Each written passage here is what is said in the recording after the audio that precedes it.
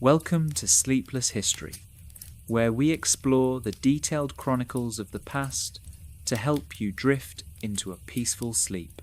I'm your host, and tonight we'll be embarking on a comprehensive journey through the history of medicine in the Middle Ages, a period spanning roughly from the 5th century to the 15th century of the Common Era. This episode will take us through the intricate world of medieval medical practice, theory, and the gradual evolution of healing arts during one of history's most misunderstood periods. So settle in, get comfortable, and let us begin our exploration of medieval medicine. If you enjoy tonight's story, please don't forget to like the video and subscribe.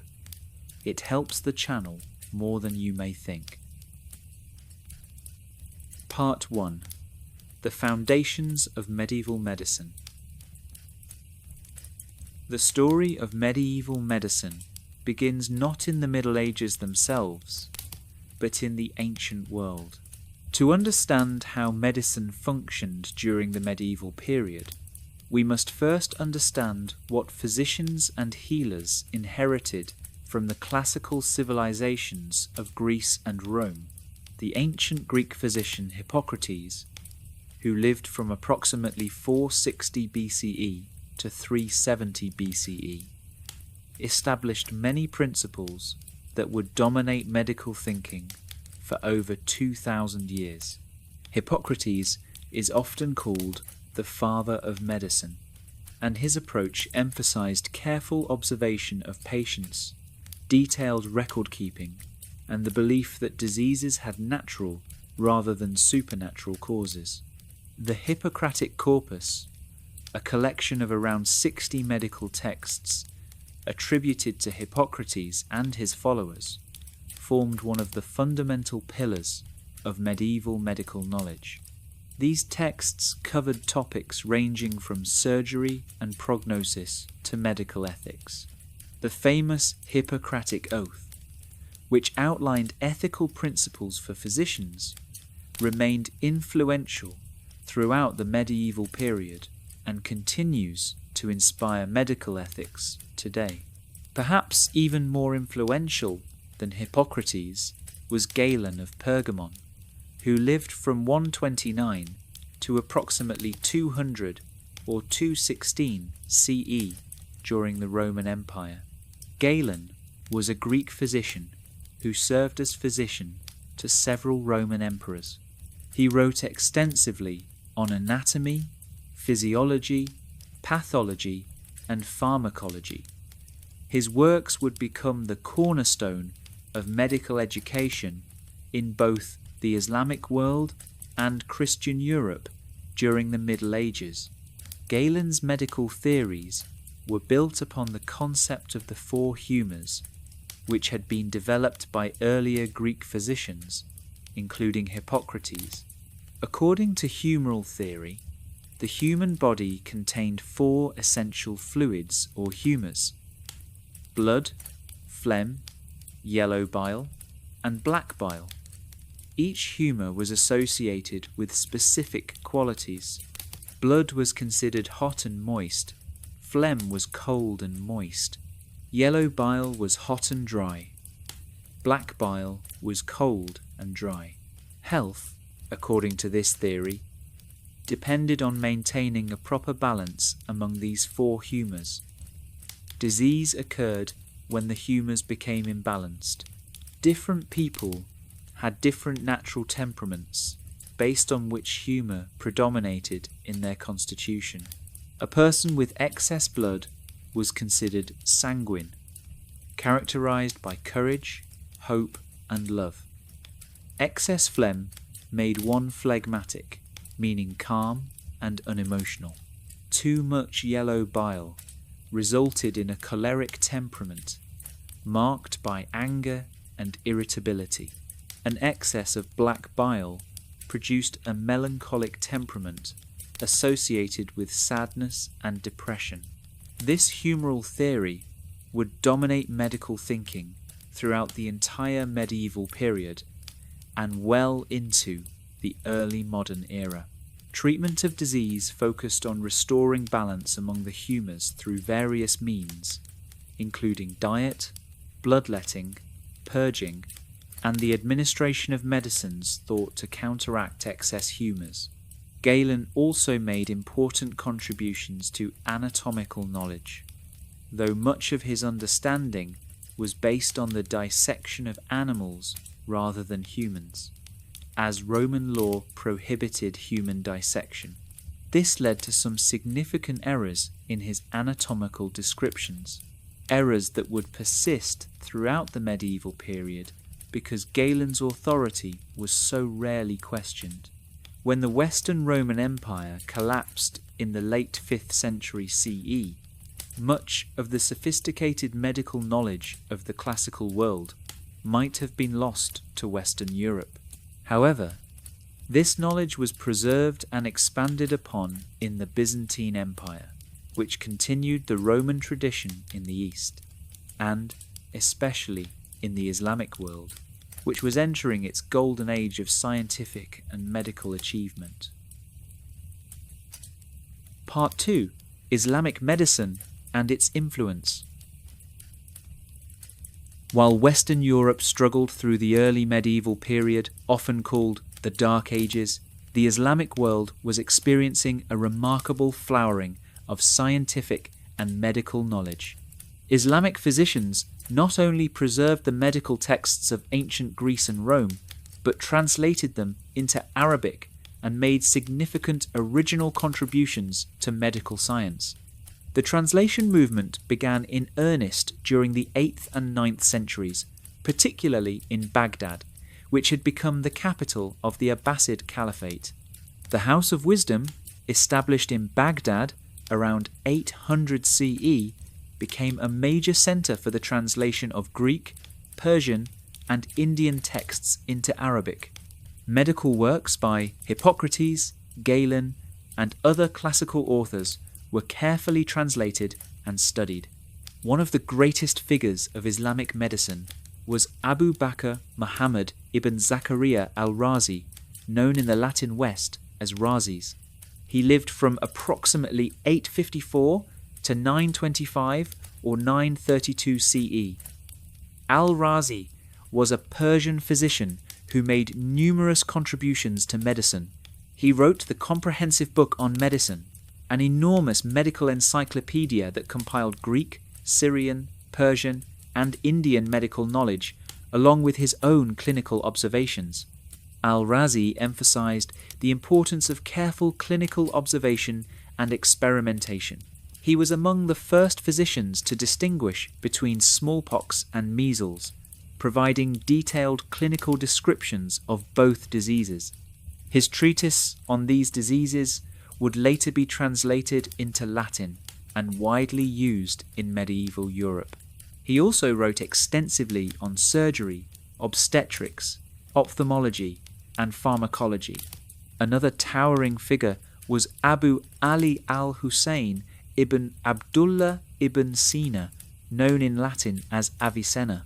Born in 980 CE near Bukhara in present-day Uzbekistan, Ibn Sina died in 1037 CE. He was not only a physician, but also a philosopher, and his writings would profoundly influence both Islamic and European thought for centuries. Ibn Sina's masterwork was the Canon of Medicine, completed around 1025 CE.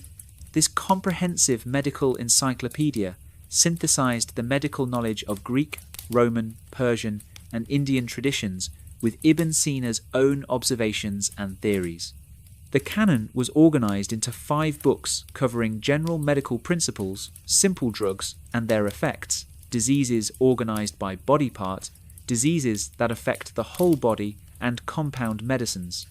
The Canon of Medicine became the most influential medical textbook in both the Islamic world and medieval Europe. It was translated into Latin in the 12th century and became a standard textbook in European medical schools, remaining in use well into the 17th century. Ibn Sina refined humoral theory, provided detailed anatomical descriptions, and systematically organized medical knowledge in a way that made it accessible for teaching and reference. Islamic physicians made important advances in pharmacology. They experimented with numerous drugs derived from plants, minerals, and animal sources. They developed new pharmaceutical preparations and techniques, including distillation, crystallization, and sublimation. Islamic pharmacology texts described hundreds of simple and compound drugs, their properties, and their uses. Surgery also advanced significantly under Islamic medicine. Al-Zarawi, known in Latin as Albucasis, who lived from approximately 936 to 1013 CE, wrote the Kitab al-Tasrif, a 30-volume medical encyclopedia. The surgical section of this work described numerous surgical instruments, many of which he designed himself, and detailed surgical procedures. This text was later translated into Latin and became influential in medieval European surgery. Islamic hospitals, called Bimaristans, represented another important development. These were often large, well-organized institutions that provided medical care to all people regardless of their ability to pay. The first Islamic hospital was established in Baghdad in the early 9th century. By the 10th century, major cities throughout the Islamic world had hospitals with separate wards for different diseases, pharmacies, libraries, and teaching facilities. The translation of Islamic medical texts into Latin, which began in earnest in the 11th and 12th centuries, particularly in Spain and Sicily, where Islamic and Christian cultures intersected, would transform European medicine. Works by Al-Razi, Ibn Sina, Al-Zahrawi, and others became foundational texts in medieval European medical education. Part 3. Medicine in early medieval Europe. While the Islamic world was advancing medical knowledge, medicine in early medieval Western Europe took a different path. The collapse of the Western Roman Empire brought significant disruption to organized medical care and education. However, it would be incorrect to say that medical knowledge disappeared entirely from Western Europe during this period. Monasteries became important centers for the preservation of medical knowledge. Monks copied and preserved ancient medical texts. Some monasteries maintained herb gardens and produced medicines. Monastic libraries housed medical manuscripts, though these were often fragmentary or incomplete versions of classical texts.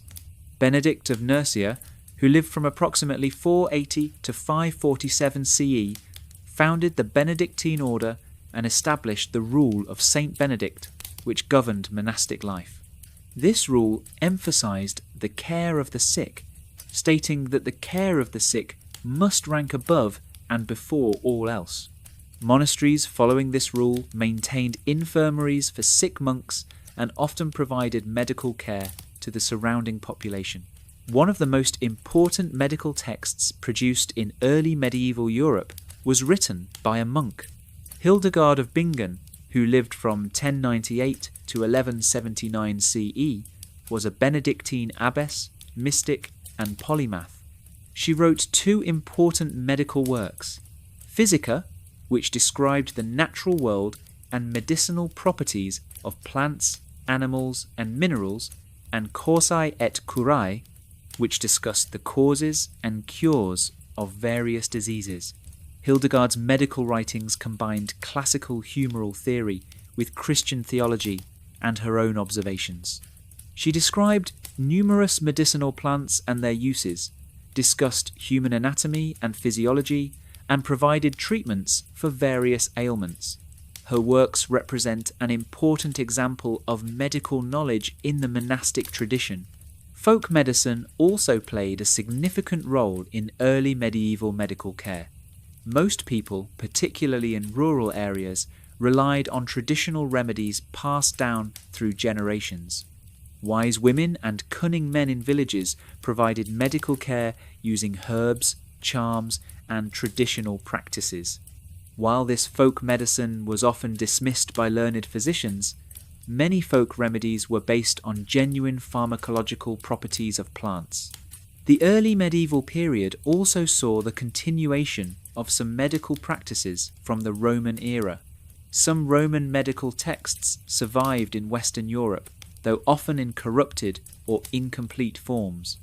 The 6th century writer Cassiodorus preserved some classical medical knowledge in his Institutions, a guide for monastic education.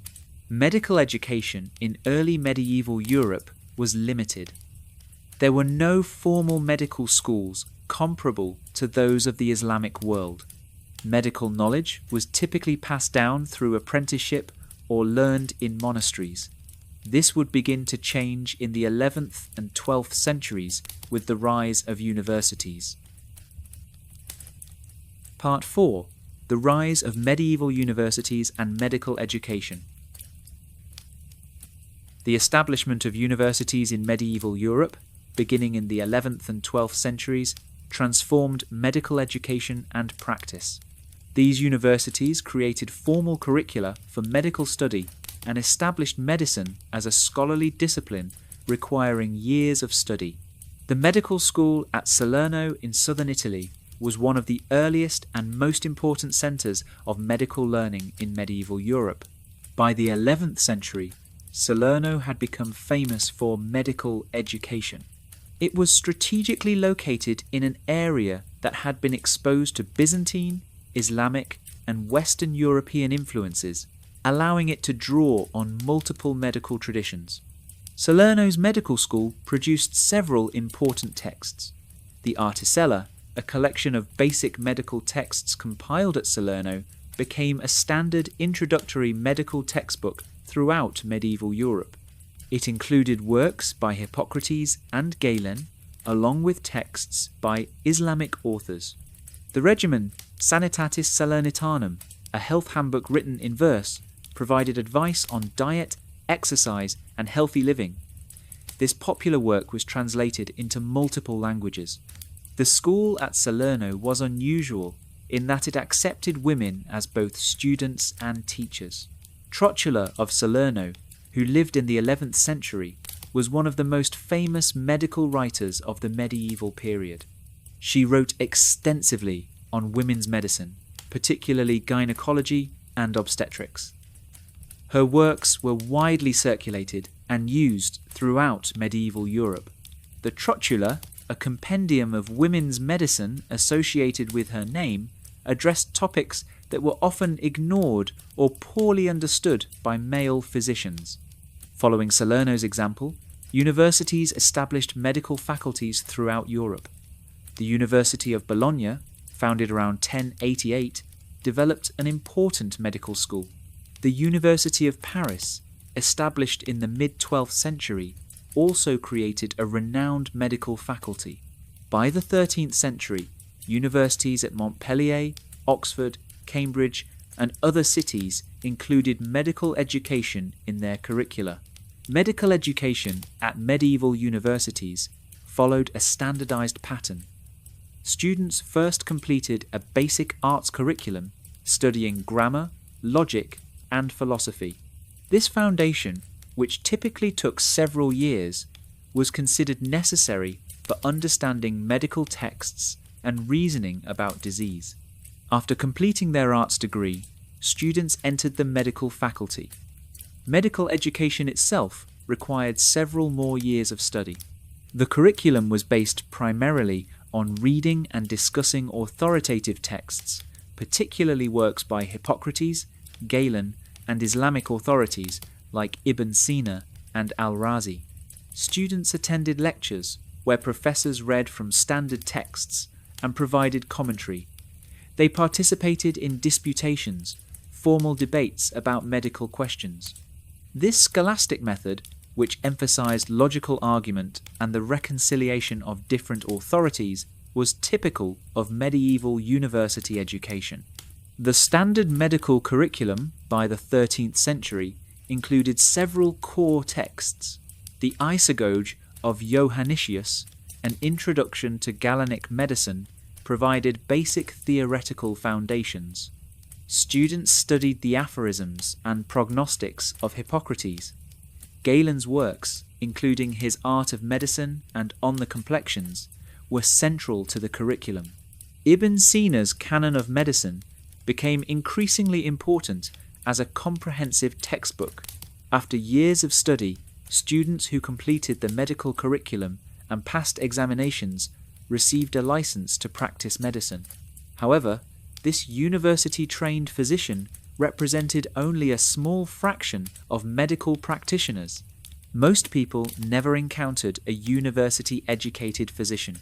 Instead, they were treated by apothecaries, barber-surgeons, midwives, and various empirics who learned their craft through apprenticeship rather than university study. The establishment of medical faculties at universities did not immediately lead to practical medical training. Medieval medical education was highly theoretical, focused on reading texts and philosophical reasoning about disease. Actual experience with patients was limited during formal medical education. Practical clinical experience came after graduation through apprenticeship with an established physician. Anatomical knowledge during most of the medieval period was limited by prohibitions against human dissection. Medical students learned anatomy primarily from reading Galen's texts, which, as mentioned earlier, were based largely on animal dissection. This began to change slowly in the 13th century. The first documented public human dissections for medical education occurred in Bologna in the late 13th century. Mondino de Luzzi, who taught at Bologna and died in 1326, wrote the Anatomia, a manual for human dissection that became widely used. However, even these early dissections were conducted primarily to illustrate and confirm what was written in ancient texts, rather than to make new discoveries. Part 5. Medical practitioners in the medieval world. The landscape of medical practice in medieval Europe was diverse and complex. While we often think of medieval medicine in terms of university-educated physicians, the reality was that most medical care was provided by a variety of practitioners, each occupying a different position in the medical hierarchy. At the top of this hierarchy were the university-educated physicians. These learned doctors were relatively rare and expensive. They primarily served wealthy clients, including nobility, wealthy merchants, and religious institutions. A typical medieval physician would never touch a patient directly. Instead, they diagnosed through observation and questioning, examining urine samples, and consulting astrological charts. Treatment consisted primarily of prescribing regimens involving diet, medicines, and lifestyle adjustments. Physicians prided themselves on their theoretical knowledge. They had studied the classical medical texts, understood humoral theory, and could engage in learned debates about the causes and treatment of disease. They wore distinctive long robes, often in red or black, which marked their status as learned professionals. During plague outbreaks, some physicians wore the famous bird-like masks with long beaks stuffed with aromatic substances, believing these would protect them from disease-causing miasmas. Below the physicians in the medical hierarchy were the surgeons. In medieval Europe, surgery was considered a manual craft rather than a learned profession. Surgeons did not attend universities. Instead, they learned their trade through apprenticeship. They treated wounds, set broken bones, lanced abscesses, and performed other procedures requiring manual skill and direct contact with the body. The social division between physicians and surgeons was quite pronounced, particularly in countries like France and England. Physicians, as university-educated men, were considered learned professionals. Surgeons, working with their hands, were considered craftsmen. In some cities, surgeons were organized into guilds, similar to other craftsmen. This division between the learned physician and the practical surgeon would persist in some forms until the 18th century. However, the status of surgeons varied significantly across medieval Europe. In Italy, surgery had higher status, and some surgeons received university education. Italian universities began to include surgical training in their medical curricula.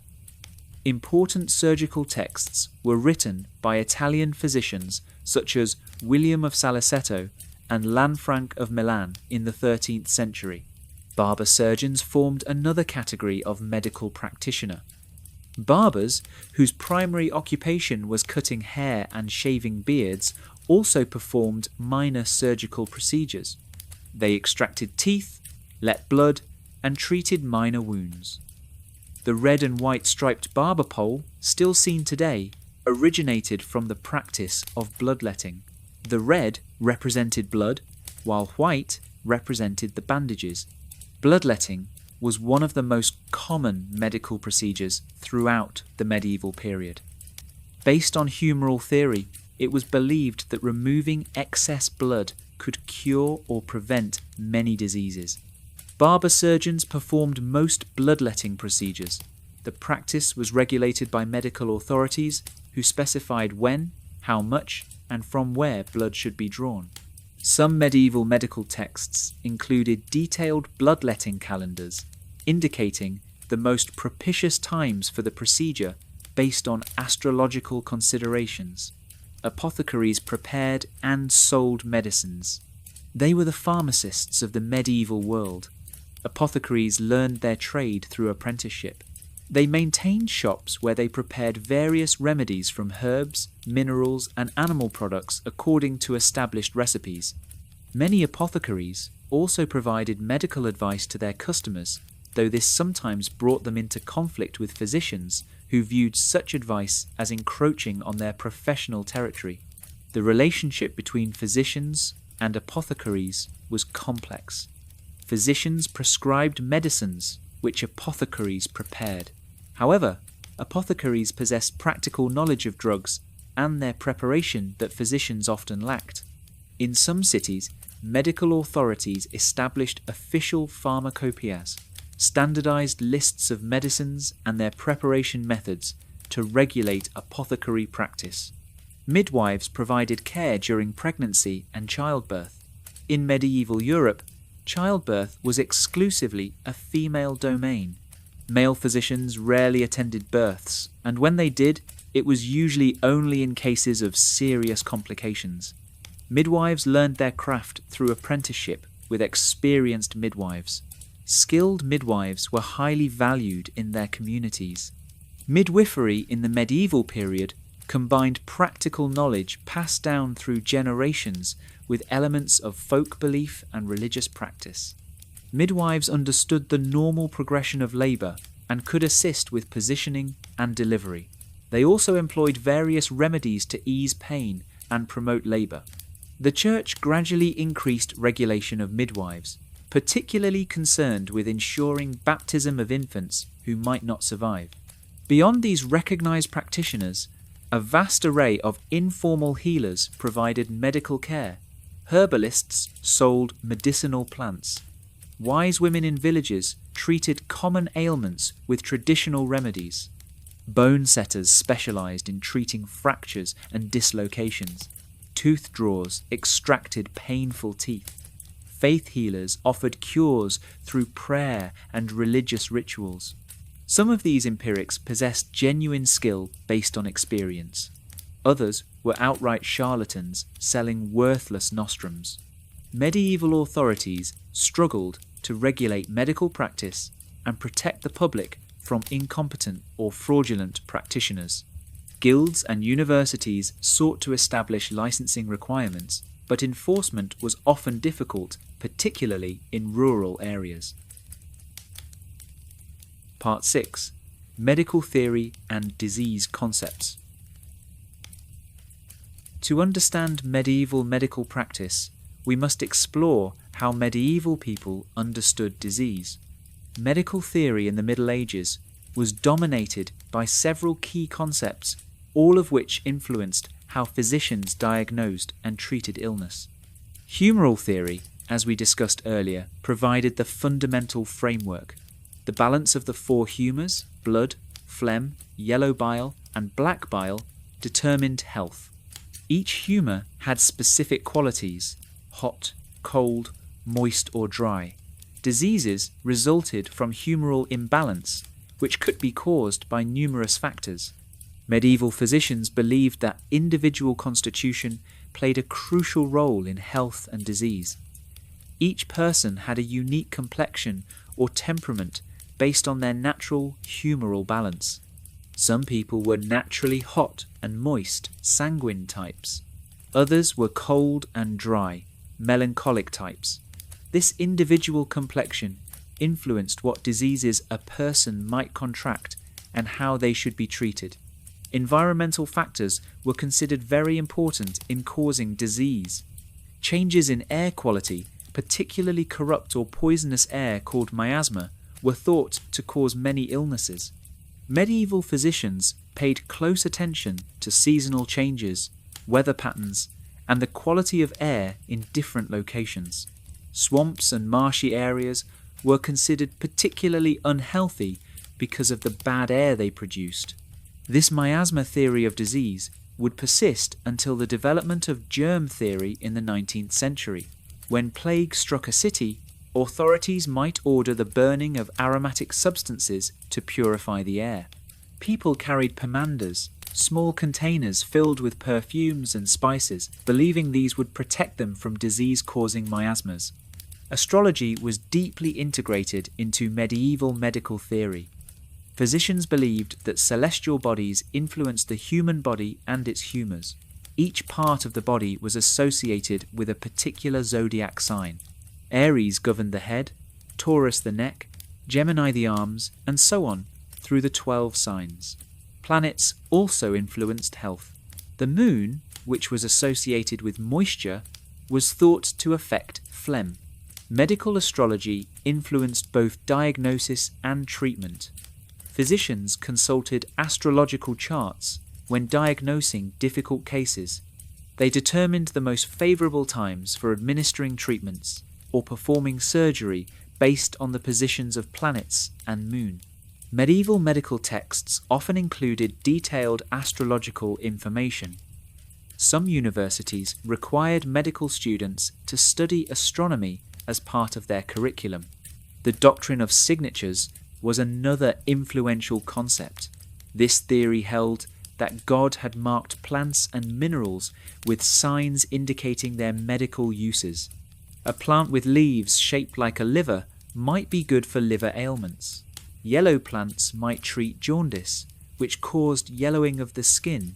While some correspondences suggested by the doctrine of signatures were purely fanciful, others, perhaps coincidentally, had some validity. Medieval medicine also incorporated ideas about non-naturals. These were 6 factors that, while not part of the body's nature, affected health. They were air, food and drink, sleep and waking, motion and rest, excretion and retention, and passions of the soul. Maintaining proper balance in these non-naturals was considered essential for health. Dietary theory was particularly important. Medieval physicians spent considerable time advising patients about diet. Different foods were classified according to their qualities: hot, cold, moist, or dry. Foods were also ranked in a hierarchical order, with some considered more refined and suitable for the upper classes, while others were thought appropriate for peasants. A physician might prescribe a specific diet to counteract a patient's humoral imbalance. Disease classification in medieval medicine differed significantly from modern disease categories. While medieval physicians recognized many specific diseases, their understanding of disease causation and their classification systems were based on humoral theory. Fevers, for instance, were classified according to which humour caused them. Tertian fever, which recurred every 3rd day, was caused by yellow bile. Quartan fever, recurring every 4th day, resulted from black bile. Epidemic diseases were often explained as results of widespread corruption of air, possibly influenced by unfavourable astrological configurations. The catastrophic plague outbreaks of the 14th century challenged medieval medical theory.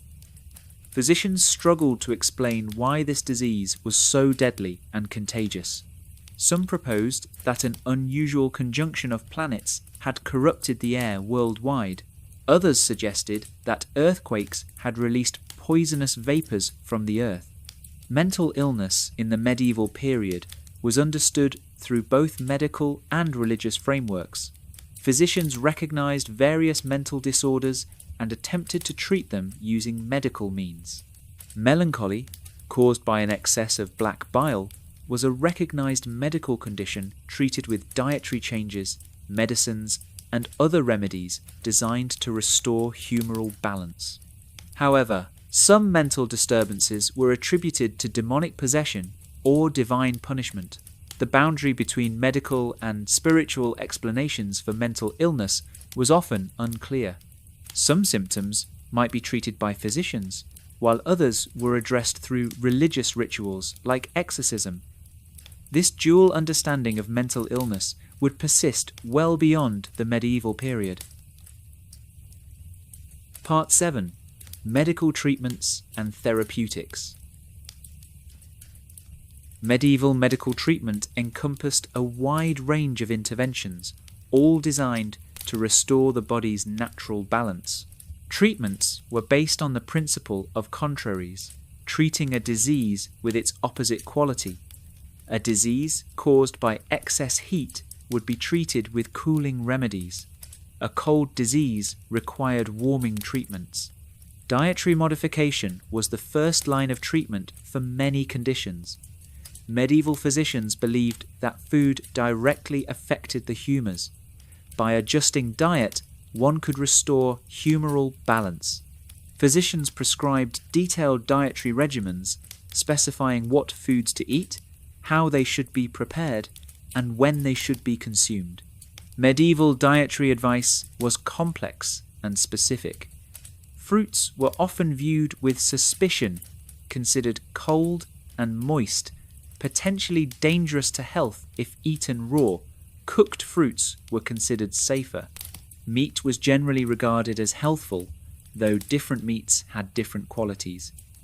Beef was considered melancholic, good for those with hot temperaments, but potentially harmful for those already cold. Chicken was more neutral and suitable for most people. Wine was valued for its medicinal properties. Different wines had different qualities. Red wine was considered warming. White wine was cooling. Wine could be spiced with various substances to modify its properties. Medieval physicians prescribed specific wines for specific conditions. Water was often viewed as less healthful than wine or beer, partly because in many medieval towns water sources were indeed contaminated. Pharmaceutical treatments formed a major part of medieval therapeutics. Medieval pharmacology drew on traditions from ancient Greece and Rome, the Islamic world, and indigenous European practices. Hundreds of medicinal substances were employed, derived from plants, minerals, and animal sources. Herbal medicines were the foundation of medieval pharmacology. Monasteries and apothecaries maintained herb gardens growing medicinal plants.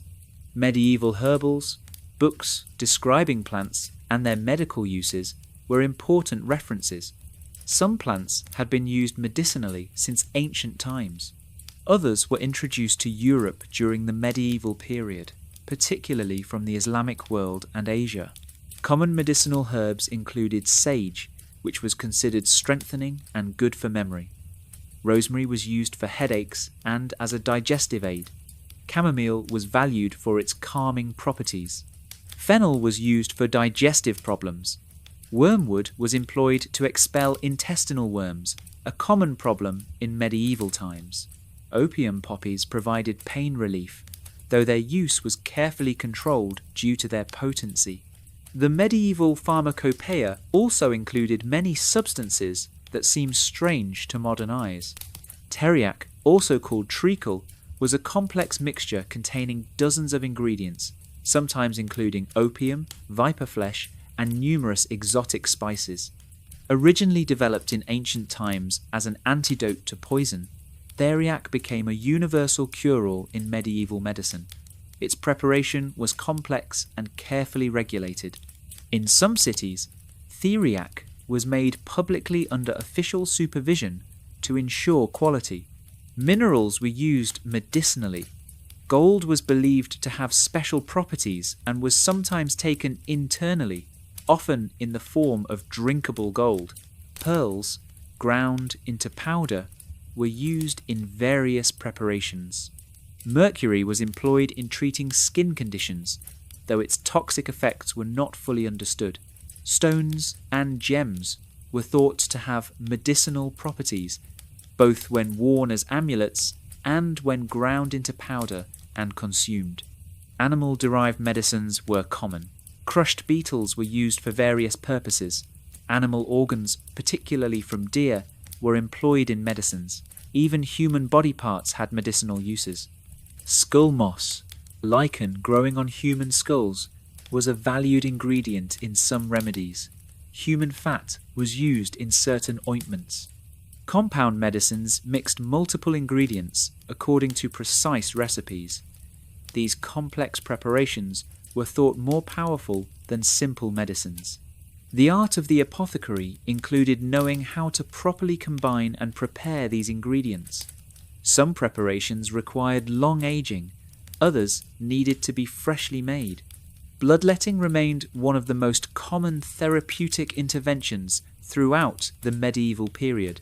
Based on the theory that many diseases resulted from excess blood or corrupted blood, removing blood was thought curative. Bloodletting could be performed by opening a vein with a lancet or by applying leeches to the skin. Medieval medical texts specified elaborate rules for bloodletting. They indicated which vein should be opened for different diseases. They provided guidance on how much blood to remove based on the patient's age, constitution, and condition. Some texts included astrological considerations, advising when bloodletting should and should not be performed. Cupping was a related practice. In dry cupping, heated cups were applied to the skin, creating suction that drew blood to the surface. In wet cupping, the skin was scarified before applying cups, allowing blood to be drawn out. Cupping was used to treat local pain and various other conditions. Purging, the use of strong laxatives or emetics, was another common treatment. The goal was to evacuate corrupt humours from the body. Vomiting was induced with various substances. Strong laxatives caused evacuation of the bowels. While purging could be beneficial in some cases, particularly for certain types of poisoning, excessive purging weakened patients and sometimes proved harmful. Cauterization, burning tissue with hot irons, was employed for various purposes. It was used to stop bleeding, to treat infected wounds, and sometimes as a counter-irritant for pain. Medieval surgical texts provided detailed instructions on where and how to apply cautery for different conditions. While cauterization could be effective for some purposes, particularly controlling bleeding, it was undoubtedly painful for patients. Bathing and hygiene practices in medieval medicine varied considerably across time and place. Contrary to popular belief, medieval people did bathe, though practices varied. Public bathhouses existed in many medieval towns. Bathing was sometimes prescribed for medicinal purposes. However, medical authorities also sometimes advised against bathing, believing it could allow disease-causing influences to enter the body through open pores. Part 8. Surgery in the medieval period. Medieval surgery was a practical craft, often dramatically different from the theoretical medicine practiced by university physicians. Surgeons dealt with visible, external problems, wounds, fractures, ulcers, and various growths. Surgical procedures ranged from minor interventions like lancing boils to major operations like amputations and trepanation. War provided medieval surgeons with extensive experience in treating wounds. The Crusades, the 100 Years' War, and countless other conflicts meant that surgeons frequently dealt with injuries from swords, arrows, and other weapons. Experience gained on battlefields advanced surgical knowledge, particularly regarding wound treatment. Medieval surgeons developed various techniques for treating wounds. They understood the importance of cleaning wounds and removing foreign matter. Arrows, particularly barbed arrows, posed special challenges. Surgical texts described specialized tools and techniques for extracting arrows without causing additional damage. Wine was often used to clean wounds, though medieval surgeons did not understand why this was beneficial. The alcohol in wine has antiseptic properties. Wound closure was achieved through various means. Sutures using threads made from linen, silk, or animal sinew were employed to close some wounds. For certain wounds, particularly those expected to produce pus, surgeons deliberately left them open to allow drainage. Plasters and bandages were applied to protect wounds and promote healing. Fractures and dislocations were treated by surgeons and specialized bone setters. Setting broken bones required skill and anatomical knowledge. Medieval surgical texts provided instructions for reducing fractures and creating splints to immobilize broken limbs. Success rates varied depending on the severity and location of the fracture. Complex fractures or those that became infected often had poor outcomes. Amputations were performed when limbs were too severely damaged to save or when gangrene set in. Amputation without anesthesia was an agonizing procedure. Speed was essential. A skilled surgeon could remove a limb in minutes. Various techniques were employed to control bleeding, including cauterization and ligature, tying off blood vessels. Trepanation, drilling, or scraping holes in the skull was practiced for certain head injuries and conditions. Medieval surgeons believed that trepanation could relieve pressure on the brain from skull fractures or could allow evil humours to escape. While the procedure seems barbaric, archaeological evidence shows that some patients survived trepanation with signs of bone healing around the surgical site. Bladder stones were a common and painful problem in medieval times.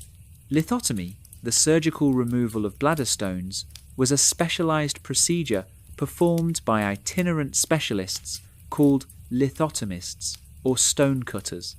The procedure involved cutting into the perineum to access the bladder. It was dangerous, with significant risk of bleeding, infection, and damage to nearby organs. However, the alternative, living with painful bladder stones, was so unpleasant that many people chose to risk the surgery. Cataract surgery was another specialized procedure. Medieval surgeons could couch cataracts using a needle to push the clouded lens down and out of the line of vision. This procedure could restore some vision to cataract-blind patients, though results were imperfect. Hernia repair was attempted by medieval surgeons with varying success. Some surgical texts describe procedures for repairing hernias, though the high risk of complications meant that many surgeons avoided these operations when possible. Trusses, supportive devices worn to keep hernias from protruding, were a less risky alternative. Tumours and cysts were sometimes removed surgically. The success of such operations depended heavily on the nature and location of the growth. Superficial tumours could often be successfully excised. Deep internal tumours were generally beyond the capabilities of medieval surgery. The absence of effective anaesthesia and antisepsis posed enormous challenges for medieval surgery. Patients experienced terrible pain during operations. Some surgeons used soporific sponges, cloths soaked in a mixture of opium, mandrake, and other substances, held over the patient's nose to induce unconsciousness. The effectiveness of these methods was limited and unreliable. Without understanding of germ theory, medieval surgeons could not practice true antisepsis. However, some surgical practices inadvertently reduced infection. The use of wine to clean wounds, as mentioned earlier, helped. Burning instruments before use, which some surgeons practiced, would have provided some sterilization. Nevertheless, surgical infections were common and often fatal. The development of gunpowder weapons in the later medieval period created new surgical challenges. Gunshot wounds were different from sword cuts or arrow wounds. Bullets created small entry wounds but extensive internal damage. Initially, surgeons believed gunshot wounds were poisoned and treated them with boiling oil, which was both painful and harmful. This practice would be challenged in the 16th century. Part 9. Plague and Epidemic Disease. No discussion of medieval medicine would be complete without addressing the devastating impact of plague. The Black Death, which struck Europe beginning in 1347, was the most catastrophic epidemic in European history, killing perhaps 1/3 to 1/2 of the entire population within a few years. Plague had appeared in Europe before. The plague of Justinian in the 6th century CE had struck the Byzantine Empire and surrounding regions. However, the Black Death's impact was unprecedented in scope and severity. The disease spread rapidly along trade routes from Central Asia, reaching the Mediterranean through Crimean ports in 1347 and sweeping across Europe over the following years. The symptoms of plague were terrible and frightening. Bubonic plague, the most common form, caused swollen, painful lymph nodes called buboes, usually in the groin, armpits, or neck. Victims suffered fever, chills, weakness, and often delirium. Dark spots appeared on the skin, giving the disease its name, the Black Death. Many victims died within days of showing symptoms. Pneumonic plague, which affected the lungs, was even more deadly and could spread directly from person to person through respiratory droplets. Medieval physicians were completely unprepared for plague's virulence. Their medical theories provided no adequate explanation for such a deadly, contagious disease. Various explanations were proposed. Many physicians attributed plague to a corruption of air caused by planetary alignments, earthquakes, or other cosmic events. The idea that corrupted air caused disease fit within existing medical theory, but it provided little practical guidance for prevention or treatment. Some observers noticed that plague seemed to spread through contact with victims or their belongings. This led to quarantine measures in some cities. The word quarantine itself derives from the Italian quarantina, meaning 40 days, the period that ships were sometimes required to wait before entering port during plague outbreaks. Venice established a quarantine station on an island in 1348, one of the earliest organised public health responses to plague. Efforts to treat plague victims using standard medieval medical approaches were largely ineffectual. Bloodletting, purging, and other conventional treatments did nothing to stop the disease's progression. Some physicians tried fleeing affected areas, following the famous advice, flee quickly, go far, and return slowly. Others stayed to treat victims, many dying themselves in the process. Various remedies were proposed and tried. Theriac, the universal antidote, was administered to plague patients without benefit. Plague treatises recommended specific regimens designed to strengthen the body's resistance. People were advised to avoid bad air by staying indoors with windows shut, burning aromatic substances, and carrying sweet-smelling herbs or flowers. Plague doctors, physicians who treated plague victims, became iconic figures. They sometimes wore distinctive protective clothing, including long waxed coats, gloves, and the famous beak-like masks filled with aromatic substances. These costumes provided some protection, more from keeping distance from patients than from any special properties of the outfit. The psychological and social impact of plague was immense. The sudden arrival of deadly disease that killed so quickly and in such large numbers shattered confidence in traditional authorities, including medical authorities.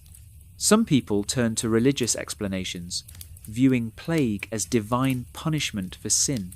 Flagellant movements arose, with processions of people whipping themselves in penance, hoping to avert God's wrath. Others sought scapegoats. Jewish communities were blamed for plague in some areas, leading to terrible massacres. This persecution occurred despite papal bulls condemning such violence and pointing out that Jews were dying from plague just like Christians. Plague became endemic in Europe after the Black Death, returning in periodic outbreaks for centuries. Later outbreaks, while never matching the Black Death's mortality, continued to cause significant death and disruption. Cities developed increasingly sophisticated public health measures in response, including quarantine regulations, burial practices designed to limit contagion, and health boards to coordinate responses. Leprosy was another disease that profoundly affected medieval society. Leprosy had been present in Europe since ancient times. Medieval authorities went to great lengths to control leprosy, establishing special hospitals called leper houses or lazarets, where those diagnosed with leprosy were segregated from the general population. The medieval understanding of leprosy was confused. The term leprosy was applied to various skin conditions, not all of which were what we now know as Hansen's disease, the bacterial infection that causes true leprosy. Diagnosis was often based on visual inspection of skin lesions, leading to misdiagnoses. Once diagnosed with leprosy, individuals faced severe social consequences. In some places, they underwent a ritual of separation from society, sometimes including a ceremony resembling a funeral, after which they were required to live apart from healthy people. Lepers were required to carry bells or clappers to warn others of their approach, and were forbidden from entering towns or touching items in markets. Despite this harsh treatment, it's important to note that medieval society did provide care for lepers. Leper houses offered food, shelter, and medical care. Some were well-endowed institutions with chapels and gardens. The church taught that caring for lepers was a Christian duty, and many religious orders devoted themselves to this work. Ergotism, caused by consuming grain contaminated with ergot fungus, caused periodic outbreaks of illness. The disease took two forms. Gangrenous ergotism caused painful burning sensations in limbs, sometimes leading to loss of fingers and toes. Convulsive ergotism caused hallucinations, convulsions, and psychological disturbances. Medieval people called ergotism St. Anthony's fire, and pilgrimage to shrines of St. Anthony was sought as a cure. Part 10. Hospitals and Medical Institutions. Medieval hospitals were quite different from modern hospitals. They were primarily charitable institutions that provided care for the poor, the sick, pilgrims, and travellers. While medical treatment was sometimes provided, hospitals' primary purpose was Christian charity rather than medical cure. Monasteries often maintained infirmaries for sick monks and hospitality houses for travellers. As discussed earlier, the rule of Saint Benedict mandated care for the sick.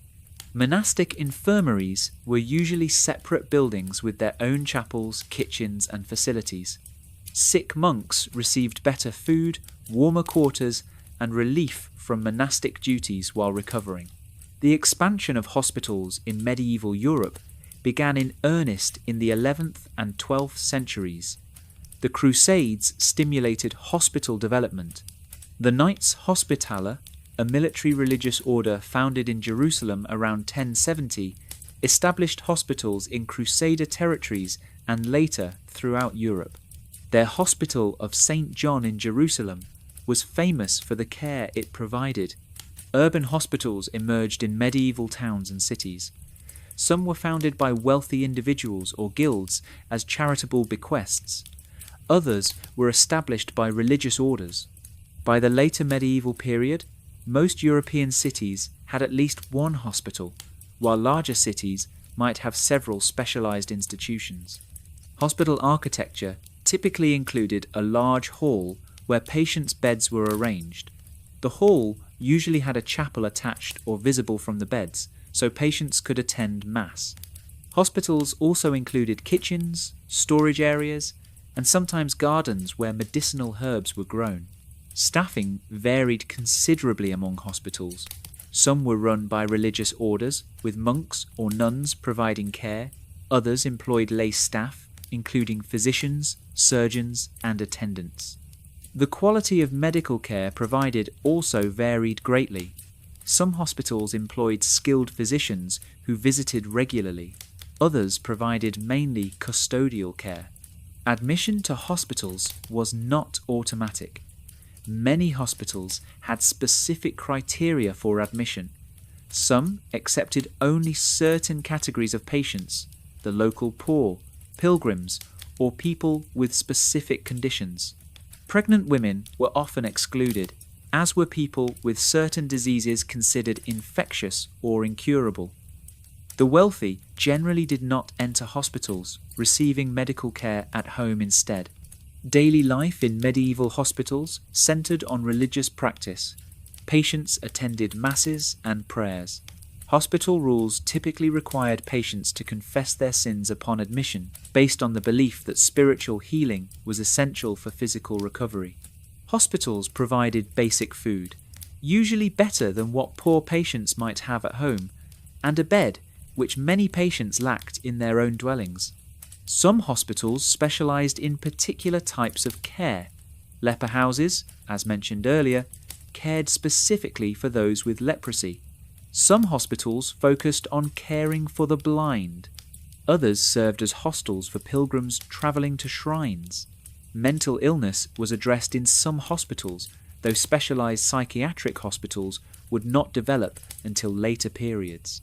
The Hôtel Dieu in Paris, founded in the 7th century, became one of the most famous medieval hospitals. By the later medieval period, it was a large institution serving thousands of patients annually. The hospital was staffed by the Augustinian sisters, who provided nursing care. The Hôtel Dieu survived into modern times, continuing to serve as a hospital. Hospital funding came from various sources. Endowments from wealthy donors provided ongoing support. Some hospitals held lands whose revenues supported operations. Charitable donations, both money and food, supplemented these sources. Cities sometimes provided financial support to hospitals. The medieval concept of hospitals as places of charity, rather than purely medical institutions, would gradually shift in the early modern period. However, the medieval hospital tradition established important precedents for organized care of the sick and vulnerable. Part 11. Women's Medicine and Childbirth. Women's medicine and childbirth occupied a distinct sphere within medieval medical practice, largely dominated by women practitioners and separate from the male-dominated world of university medicine and surgery. Pregnancy and childbirth were understood through the lens of humoral theory, but also incorporated much traditional knowledge and practice. Medieval medical texts described pregnancy as a hot, moist condition. Various signs were thought to indicate pregnancy, including changes in pulse, complexion, and behavior. Some diagnostic tests were proposed, such as examining urine or noting if wine produced particular effects. Prenatal care, such as it existed, focused on maintaining the pregnant woman's health through proper diet and regimen. Moderate exercise was often recommended. Certain foods were thought beneficial for pregnancy, while others were discouraged. Pregnant women were advised to avoid strong emotions, sudden movements, and potentially harmful sights. The moment of childbirth was exclusively a female domain in medieval Europe. Male physicians typically did not attend births, except in cases of severe complications. The lying-in chamber where birth took place was a space prepared by women for women. Windows were shuttered to keep out air and light, believed potentially harmful. The room was kept warm. The labouring woman was attended by a midwife and female relatives, friends, or neighbours. These birth attendants provided both practical help and emotional support. They assisted with positioning, encouraged the woman during labour, and helped with the delivery. The shared experience of childbirth created bonds among women in medieval communities. Midwives' knowledge was primarily experiential, passed down through apprenticeship and personal experience. A competent midwife understood the normal progression of labour and could recognise problems. She knew positions that might ease labour and techniques to assist delivery. When labour was prolonged or difficult, midwives employed various interventions. Some interventions were helpful. Changing position, walking, or squatting could aid labour. Massage and manipulation might help the baby into better position. Other practices were less beneficial or even harmful. Various herbal preparations were given to strengthen contractions or ease pain. Some of these had genuine pharmacological effects, others were merely placebos. Complications in childbirth were extremely dangerous. If the baby was in an abnormal position, the midwife might attempt manual manipulation to turn it.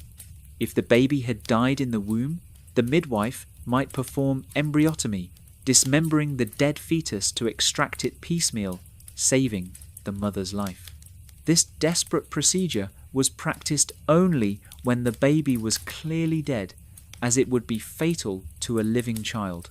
The Church's concern with infant baptism influenced childbirth practices.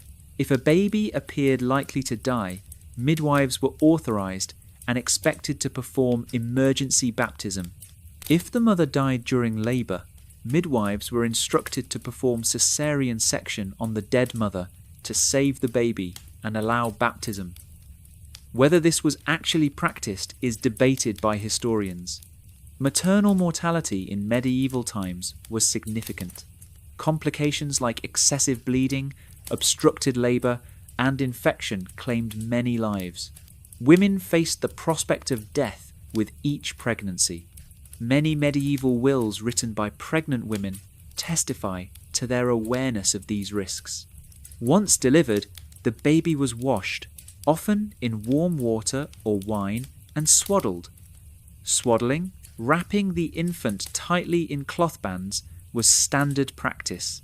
It was believed to help the baby's limbs grow straight and to calm the child. Midwives examined the newborn to ensure it was healthy and normal. Most babies were breastfed, either by their mothers or by wet nurses. Wet nursing was common among wealthy families who employed women to nurse their children. Medical authorities generally agreed that mother's milk was best for babies, but practical considerations often led to wet nursing. Wet nurses were selected based on their health, moral character, and the quality of their milk, which was assessed by taste and appearance. Childhood illnesses and infant mortality were tragically common in the medieval world. Perhaps 1/4 to 1/3 of children died before age 5. Many of these deaths resulted from infectious diseases. Malnutrition, accidents, and poor sanitation also contributed to high childhood mortality. Women's reproductive health beyond childbirth was also a concern in medieval medicine. Menstruation was understood as necessary for women's health, allowing the evacuation of corrupt blood. Absence of menstruation in non-pregnant women was considered problematic and treated with medicines to promote menstrual flow. These emmenagogue medicines often contained herbs like pennyroyal or artemisia. Various gynecological conditions were recognized and treated. Uterine prolapse, infections, and tumors were described in medical texts. Treatments ranged from pessaries, devices inserted vaginally, to herbal fumigations and ointments. The effectiveness of these treatments varied considerably. The medical texts attributed to Trotula of Salerno mentioned earlier represent the most comprehensive medieval writing on women's medicine. The Trotula texts discussed conception, pregnancy, childbirth, gynecological problems, and cosmetics. They combined classical medical theory with practical advice based on experience. These texts were widely circulated and influential. Part 12. Mental health and psychological conditions. Medieval understandings of mental health and psychological conditions existed at the intersection of medicine, philosophy, and religion. Mental disturbances were understood through multiple frameworks, sometimes simultaneously. The medical understanding of mental illness was rooted in humoral theory. Excessive or corrupted humours could affect the brain and mind. Melancholy, caused by an excess of black bile, was perhaps the most thoroughly discussed mental condition in medieval medical texts. Melancholy could manifest in various ways, from sadness and fear to delusions and irrational behaviour. Medical texts described different types of melancholy based on which part of the body the black bile affected. Natural melancholy resulted from black bile affecting the brain directly. Unnatural melancholy involved corruption of other humours into a black bile-like substance. Physicians prescribed various treatments for melancholy, including dietary changes, purging to eliminate excess black bile, and medicines to correct the humoral imbalance. Mania, characterized by agitation, violence, and irrational behavior, was attributed to an excess of yellow bile affecting the brain. Treatment aimed at cooling and calming the patient through bloodletting, cold baths, and cooling medicines. Restraint might be necessary if patients posed danger to themselves or others. Frenzy was an acute condition involving high fever and delirium. It was considered extremely dangerous and required aggressive treatment, including bloodletting and cooling measures. The condition we might identify as acute psychosis with fever would fit this medieval category. Brain injuries could cause psychological symptoms. Medieval physicians recognized that head wounds or blows to the head might lead to changes in personality, memory problems, or irrational behavior. Trepanation was sometimes attempted in such cases, though the effectiveness was questionable.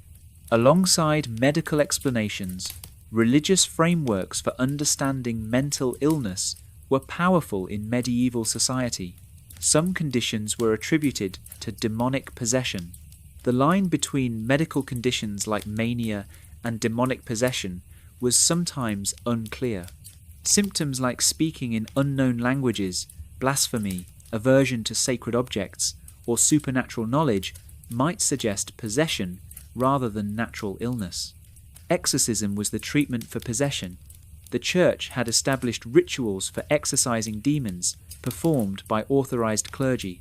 Some cases that began as medical problems might end up being treated as possession if medical treatments failed. Conversely, some people who appeared possessed might first be examined by physicians to rule out natural illness. Divine punishment or testing was another religious explanation for mental suffering. Job in the Bible suffered terrible afflictions as a test of faith. Some medieval people viewed mental anguish as a trial sent by God. Pilgrimages to shrines, prayers, and religious devotion were pursued as means of relief. The concept of religious melancholy recognized that excessive religious devotion or scrupulousness could lead to psychological distress. Saints' lives sometimes described holy individuals experiencing dark nights of the soul, periods of despair, and feeling abandoned by God. This spiritual crisis was distinct from demonic possession, but could involve intense psychological suffering. Intellectual strain was recognized as potentially harmful to mental health. Excessive study, particularly of difficult philosophical or theological questions, was thought to risk melancholy. Students and scholars were advised to balance their studies with physical activity and recreation. Lovesickness was a recognized condition in medieval medicine. Unrequited or excessive romantic love could cause psychological and physical symptoms. Medieval medical texts discussed lovesickness seriously, describing its symptoms and proposing treatments. Remedies ranged from distraction and new romantic interests to medicines and dietary changes.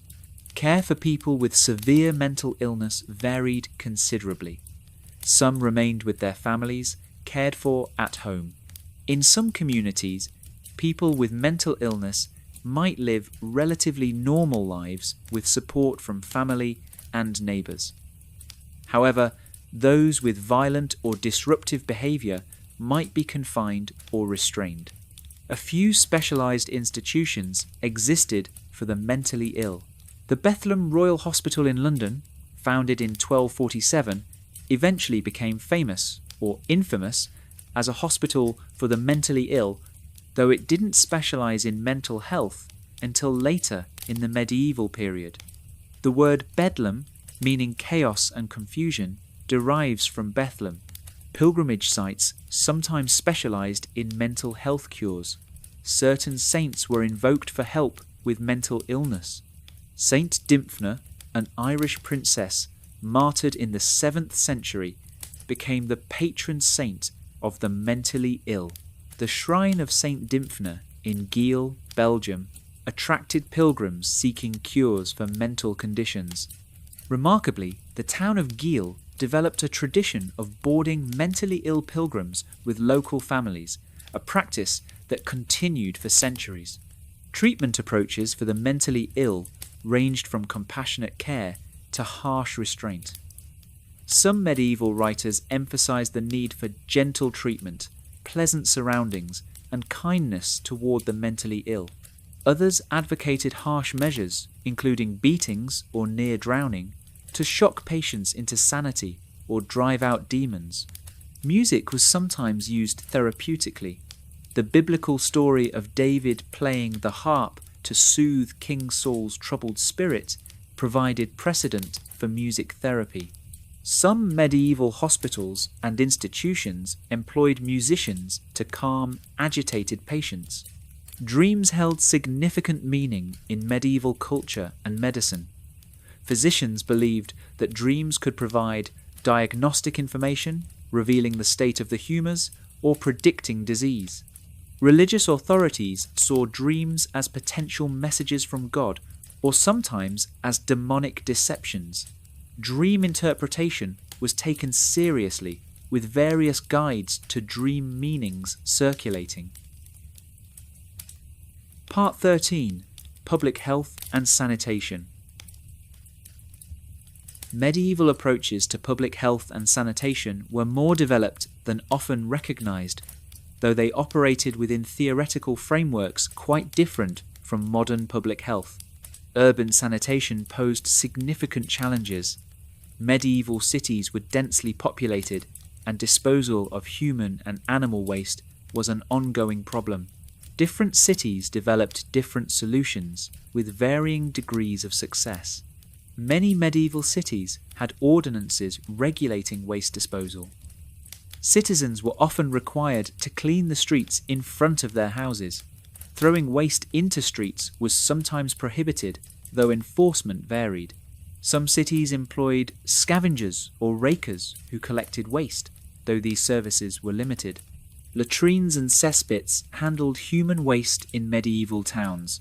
Many houses had latrines, often built projecting over rivers or streams, or connected to cesspits that required periodic emptying. public latrines existed in some cities. Monasteries often had sophisticated latrine systems, sometimes with running water to flush waste away. Water supply was crucial for urban life and health. Many medieval cities developed elaborate systems to bring clean water from springs or rivers. Fountains and public wells provided water for residents. London had a system of pipes bringing water from springs outside the city. Some Italian cities built impressive aqueducts.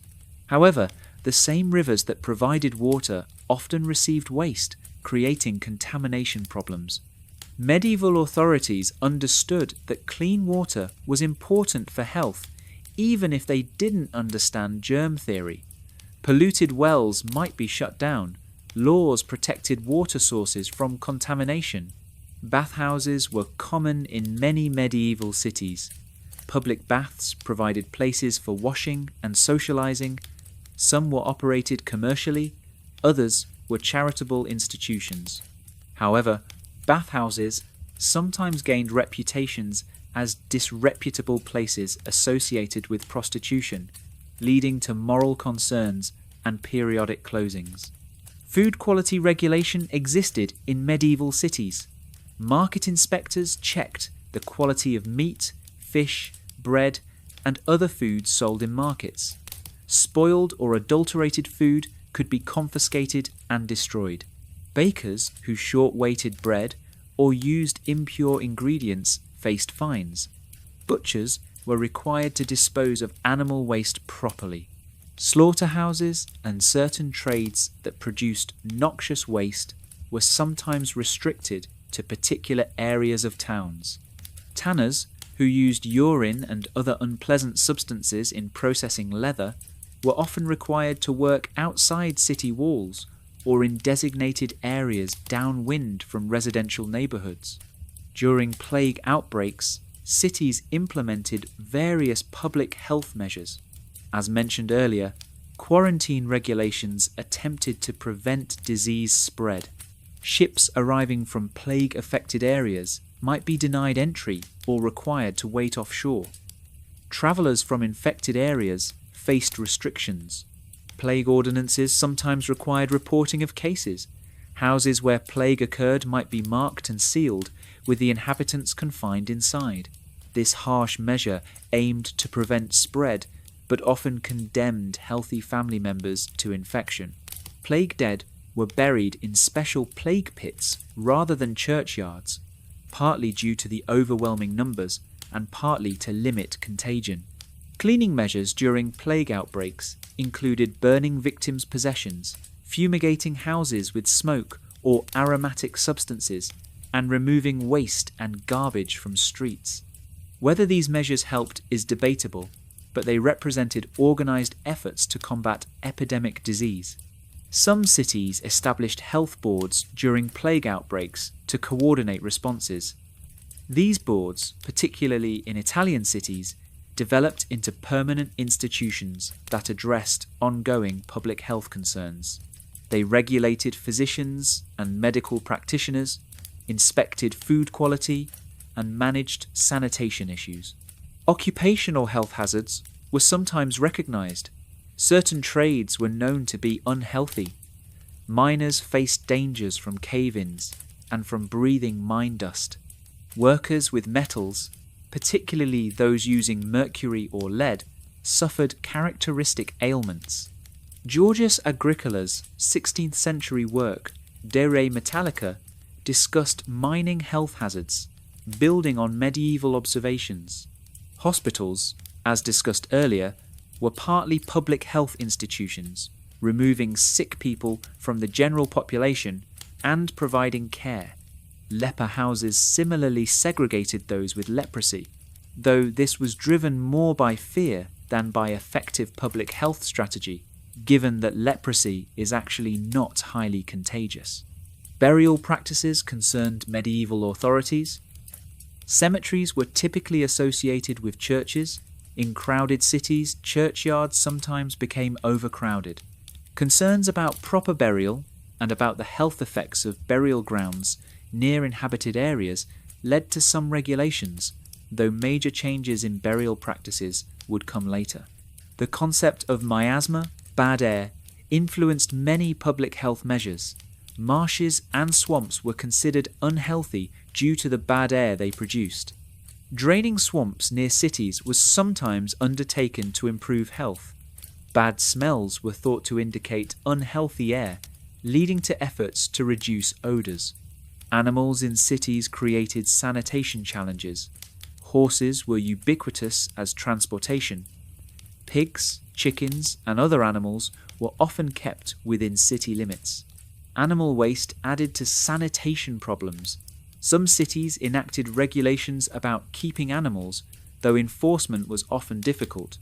Streets were often unpaved and became muddy quagmires in wet weather.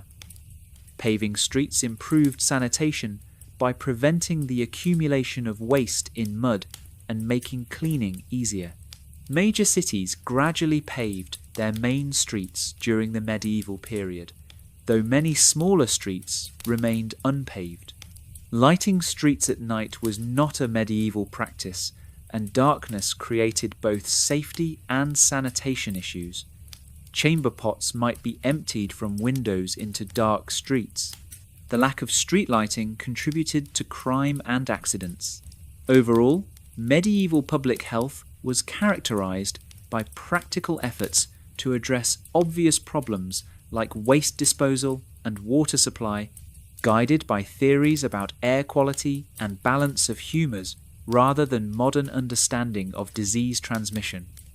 Despite limitations, these efforts represented real attempts to improve urban health. Part 14. Pharmacy and Medicinal Preparations.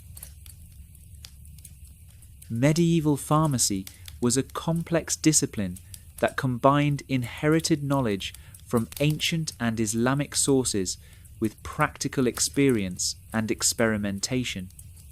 The preparation of medicines required considerable skill and knowledge. Apothecaries learned their trade through apprenticeships that typically lasted 7 years. During this time, they learned to identify medicinal substances, understand their properties, prepare various pharmaceutical forms, and manage a shop. Successful apothecaries needed knowledge of both the theoretical properties of medicines and practical skills in their preparation. The medieval materia medica, the collection of medicinal substances, was extensive. It included hundreds of plant-based drugs, mineral substances, and animal-derived materials. Each substance was understood to have specific qualities: hot, cold, moist, or dry, in varying degrees. Simple medicines consisted of a single substance. Compound medicines combined multiple ingredients. Complex compound medicines might include dozens of substances. The preparation of compound medicines required following precise recipes, often derived from authoritative texts. Different pharmaceutical forms were used for different purposes. Electuaries were medicines mixed with honey or sugar to form a paste. They were easy to take, and the sweetness made unpleasant-tasting medicines more palatable. Syrups were similar, but liquid. Pills were formed from powdered medicines mixed with a binding agent. Powders could be taken in food or drink. Ointments and plasters were applied externally. Tinctures and extracts concentrated medicinal substances. Distillation, a technique refined during the medieval period, allowed preparation of concentrated essences from plants. The distilled water and alcohol extracts could be more potent than simple preparations. Specific medicines served specific purposes. Purgatives caused evacuation of bowels, expelling corrupt humours. Diuretics increased urine production. Emetics induced vomiting. Sudorifics promoted sweating. Each was used to eliminate particular humours or harmful substances from the body. Cordials strengthened the heart and vital spirits. These often contained expensive ingredients like pearls, gold, or exotic spices. They were considered strengthening and life-preserving. Wealthy patients might take cordials regularly as preventive medicine. Sleeping draughts provided relief from pain and helped patients sleep. Opium was the most powerful soporific. Preparations containing opium poppies, mandrake, or henbane could induce sleep or unconsciousness. These potent drugs required careful dosing. Wound salves promoted healing and prevented putrefaction. They contained substances believed to have healing properties, certain herbs, resins, and oils. Some wound preparations inadvertently had antiseptic properties due to their ingredients. Oils were important in medieval pharmacy. Olive oil was a common base for medicines. Rose oil was valued for its pleasant smell and cooling properties. Various aromatic oils from plants served both medicinal and perfumery purposes. Medicinal wines and beers were popular forms of medication. Herbs were steeped in wine or ale, creating pleasant-tasting medicines. The alcohol helped extract medicinal compounds from plants and also acted as a preservative. The apothecary's shop was a place of business and craft. Shelves held jars and containers of various medicinal substances.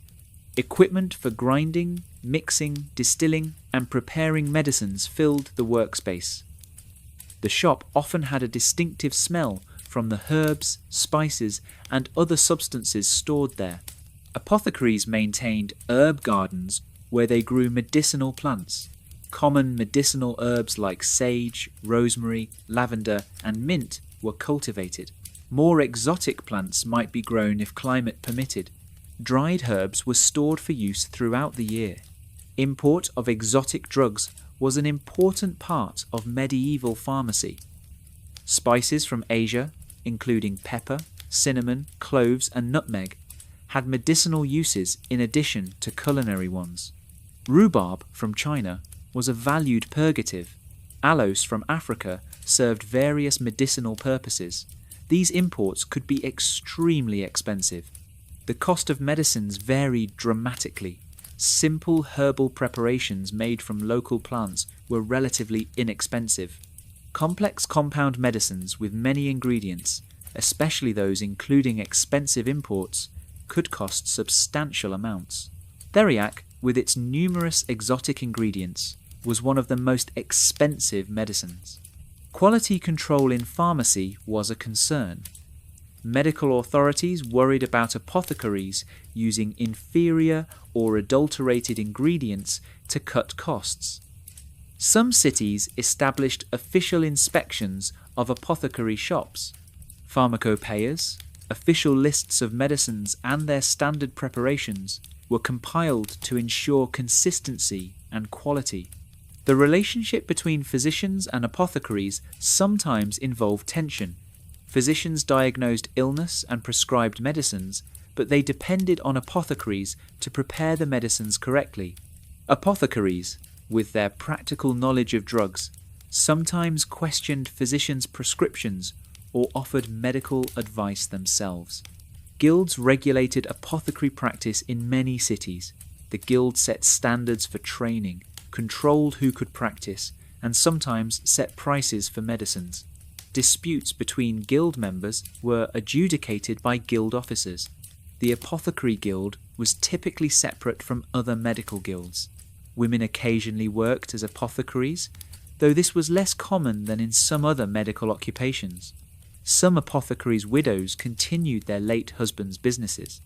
In some areas, women specialized in preparing cosmetics and perfumes which overlapped with pharmacy. Poisoning was a persistent concern, and apothecaries needed knowledge of both poisons and antidotes. Certain substances could be either medicine or poison depending on dose.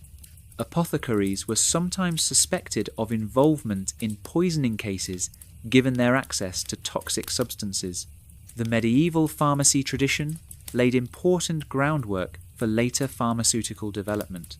The careful preparation of medicines, the documentation of recipes and formularies, and the regulation of practice all contributed to the evolution of pharmacy as a profession. Part 15. The influence of astrology on medieval medicine. Astrology was deeply integrated into medieval medical theory and practice.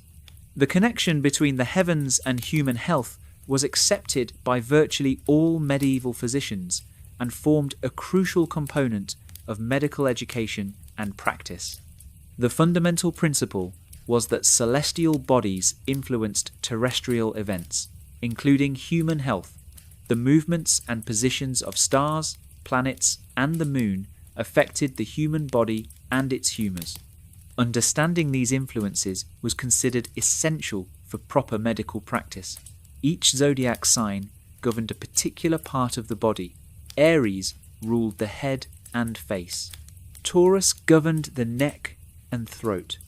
Gemini influenced the arms, shoulders, and lungs. Cancer was associated with the chest and stomach. Leo governed the heart and back.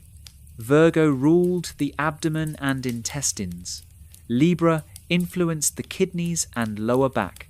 Scorpio governed the reproductive organs. Sagittarius ruled the thighs. Capricorn influenced the knees. Aquarius governed the calves and ankles. Pisces ruled the feet. This correspondence between zodiac signs and body parts influenced medical treatment. Bloodletting or surgery on a particular body part was ideally avoided when the moon was in the zodiac sign governing that part, as this was thought to increase bleeding and complications. The 7 planets known to medieval astronomy, which included the sun and moon, also influenced health. The moon, closest to Earth, had the strongest influence, particularly on fluids in the body. The moon's phases affected when treatments should be administered. The waxing moon was generally favourable for treatments involving building up or strengthening. The waning moon was better for evacuating treatments like bloodletting or purging. Saturn was considered a cold, dry planet associated with melancholy. Jupiter was warm and moist, generally beneficial. Mars was hot and dry, potentially dangerous. The Sun was extremely hot. Venus was moderately warm and moist. Mercury was changeable. Each planet's influence depended on its position and relationships with other celestial bodies. Astrological aspects, the angular relationships between planets, were important. Conjunctions, when 2 planets appeared close together, were powerful. Oppositions and squares, other angular relationships, had different effects. Favourable aspects could indicate good times for treatment. Unfavourable aspects might suggest delay. Critical days in illness were predicted based on astrological principles combined with observation. Ancient physicians had noted that many acute illnesses followed predictable patterns, with crises occurring on certain days. Medieval physicians integrated this with astrology, calculating when crises were likely to occur based on the astrological conditions at the disease's onset. A patient's natal chart, calculated from their birth, time, and place, provided information about their constitution and susceptibility to disease. The position of planets at birth influenced which humours predominated in an individual. This helped physicians understand the patient's fundamental nature and predict health problems they might face. Medical astrology required mathematical skill, calculating planetary positions, determining aspects, and casting horoscopes involved complex computations. This was one reason astronomy was included in the medical curriculum at universities. Physicians needed to be able to perform these calculations or at least understand them. Physicians often consulted almanacs and astrological calendars. These provided information about the positions of celestial bodies and indicated favourable and unfavourable times for various medical procedures. Bloodletting calendars specified when bloodletting should and should not be performed based on astrological considerations. Epidemic diseases were sometimes attributed to astrological causes. Unusual conjunctions of planets might corrupt the air, causing widespread disease. The devastating plague outbreaks of the 14th century were attributed by some physicians to a conjunction of Saturn, Jupiter, and Mars that occurred in 1345. Iatromathematics was the specific branch of astrology dealing with medicine. Texts on iatromathematics provided detailed instructions on using astrology in medical practice. These texts were studied by physicians and formed part of the theoretical knowledge expected of learned doctors. The electional astrology aspect of medical practice involved choosing the best time to begin treatment. For non-emergency situations, physicians might delay treatment until the astrological conditions were favourable. Major procedures like surgery were particularly subject to timing based on celestial considerations. Some physicians were skeptical about astrology's role in medicine. While most accepted some astrological influence, debates occurred about how deterministic this influence was and how much practical use it had. However, these skeptical voices were minority positions during most of the medieval period. The Church's relationship with astrology was complicated. While some forms of astrology were condemned as superstitious or potentially involving demons, the use of astrology for natural philosophy and medicine was generally acceptable. The distinction was that using astrology to predict human free will choices was problematic, but understanding natural influences of celestial bodies was not. The integration of astrology into medicine persisted well beyond the medieval period. Even as medicine began to change in the Renaissance and early modern period, astrological considerations remained part of medical practice for many physicians into the 17th century. Part 16. Regional Variations in Medieval Medicine. While we often speak of medieval medicine as if it were uniform across Europe, significant regional variations existed in medical practice, influenced by local traditions, contact with different cultures, and specific institutional developments. The Italian peninsula had particularly advanced medical practice during the medieval period. As mentioned earlier, Salerno's medical school was preeminent in the early medieval period. Later, universities at Bologna, Padua, and other Italian cities developed renowned medical faculties. Italian surgery was more advanced than in Northern Europe.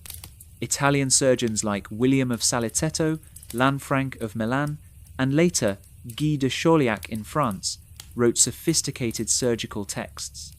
The integration of surgery into university medical education occurred earlier and more completely in Italy than in Northern Europe. Anatomical study advanced further in Italy than elsewhere during the medieval period. The first recorded public anatomical dissections for medical education occurred in Bologna in the late 13th century. By the 14th century, dissection was an established, though still limited, part of medical education at Italian universities. This gave Italian physicians somewhat better anatomical knowledge than their counterparts elsewhere. Italy's geographic position facilitated contact with Byzantine and Islamic medicine. The translation of Arabic medical texts into Latin occurred partly in southern Italy and Sicily, regions that had been under Islamic rule or influence. This early access to advanced Islamic medical knowledge benefited Italian medicine. Iberian medicine was profoundly influenced by Islamic civilization. For centuries, much of the Iberian Peninsula was under Muslim rule. The sophisticated medical knowledge and institutions of Islamic Spain far exceeded those of Christian Europe during the early medieval period. Major translation efforts occurred in Spain, particularly in Toledo after it came under Christian rule in 1085. Scholars translated Arabic medical texts into Latin, making Islamic medical knowledge available to Western Europe. Gerard of Cremona, working in Toledo in the 12th century, translated Ibn Sina's Canon of Medicine and numerous other important medical texts. Jewish physicians played significant roles in Iberian medicine. Jewish doctors often served as intermediaries between Islamic and Christian medical traditions, as they were educated in Arabic medical texts but could work in Christian kingdoms. Maimonides, the 12th century Jewish philosopher and physician, wrote important medical works that influenced both Islamic and Christian medicine. France developed important medical centres, particularly Paris and Montpellier. The University of Paris became a major centre for medical education. Parisian physicians were influential in medical disputes and the establishment of medical regulations. The medical faculty at Paris represented the more conservative, text-based approach to medicine. Montpellier's medical school had a somewhat different character. Located in southern France, Montpellier had connections to both Islamic Spain and Italy. Its medical faculty was known for being more practically oriented than Paris. Montpellier produced several notable medical writers, including Bernard of Gordon and Arnold of Villanova in the 13th and 14th centuries. England's medical practice was influenced by developments on the continent, but had distinctive features. English medicine was less dominated by universities than continental medicine. Cambridge and Oxford had medical faculties, but these were smaller and less prominent than the great continental medical schools. London developed a complex medical marketplace with various types of practitioners. The physicians, organised into the Royal College of Physicians in the 16th century but with earlier precedents, sought to regulate medical practice. Barber-Surgeons had their own company. Apothecaries were organised separately. This created jurisdictional disputes and competition. The Germanic lands had medical schools at universities like Prague, Vienna, and Heidelberg. These generally followed the pattern established at Paris and Bologna. Germanic medicine during the medieval period was heavily influenced by Italian and French developments. Scandinavia and Eastern Europe had less developed institutional medicine during the medieval period. Universities came later to these regions. Medical care was provided primarily by folk healers and practitioners trained through apprenticeship. Monasteries and churches provided some medical care. Rural medicine everywhere differed significantly from urban medicine. In villages and countryside, most medical care was provided by folk healers using traditional remedies. Priests might provide some medical assistance. Travelling healers and charlatans moved through rural areas. University-trained physicians rarely practiced in rural areas where few could afford their services. Islamic medicine continued its sophisticated development throughout the medieval period. While Western Europe was gradually developing its medical institutions, Islamic medicine remained at a high level of achievement. Hospitals in Cairo, Baghdad, Damascus, and other major Islamic cities were large, well-organized institutions. Medical education in the Islamic world continued to advance. Byzantine medicine preserved and continued the Greco-Roman medical tradition. Constantinople remained a major center of learning throughout the medieval period, preserving ancient Greek medical texts. Byzantine physicians continued to practice and write medical works. Some Byzantine medical knowledge reached Western Europe, particularly through southern Italy, which had close connections to Byzantium. Jewish communities across Europe and the Mediterranean maintained their own medical traditions, drawing on Hebrew, Arabic, and Latin medical texts. Jewish physicians often served diverse populations. Their multilingual abilities and access to Arabic medical texts gave them advantages in medical knowledge. These regional variations remind us that medieval medicine was not monolithic. Different regions developed differently, influenced by geography, politics, cultural contacts, and institutional structures. The exchange of knowledge across these regions, particularly through translation, travel, and correspondence, gradually created a more unified, learned medical tradition, while practical medicine retained significant local variation. Part 17, The Late Medieval Period and Signs of Change.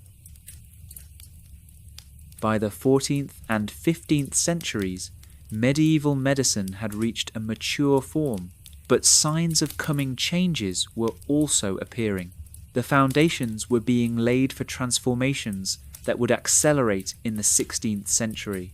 The devastating plague outbreaks of the 14th century challenged medical authority. When plague killed indiscriminately, ignoring the treatments prescribed by learned physicians, confidence in traditional medicine was shaken. This catastrophe prompted some questioning of established medical theories, though it did not immediately overturn them. Public health responses to plague represented something new. The development of quarantine measures, health passes for travellers, and health boards to coordinate responses showed governments taking more active roles in health matters. These institutional innovations would have lasting effects, establishing precedents for state involvement in public health. The practice of human dissection became more established in the 14th and 15th centuries, particularly in Italian universities.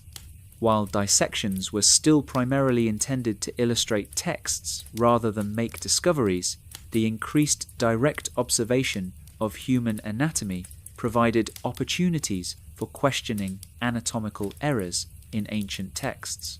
Some physicians began making observations that contradicted Galenic anatomy. Mondino de Luzzi's Anatomia, written in the early 14th century, included some observations based on actual dissection that differed from Galen's descriptions.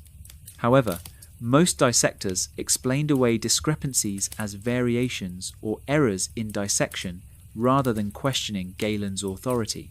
Printing technology, developed in the 15th century, began to transform medical knowledge dissemination. Before printing, medical texts were copied by hand, making books expensive and limiting access. The printing press allowed production of multiple identical copies at lower cost. Medical texts were among the early printed books. The availability of printed medical texts had several effects. It standardized texts, eliminating the copying errors that accumulated through manuscript transmission. It made medical knowledge more widely accessible to students and practitioners. It also facilitated the development of vernacular medical literature as texts were printed in languages other than Latin. Medical illustration benefited from printing technology.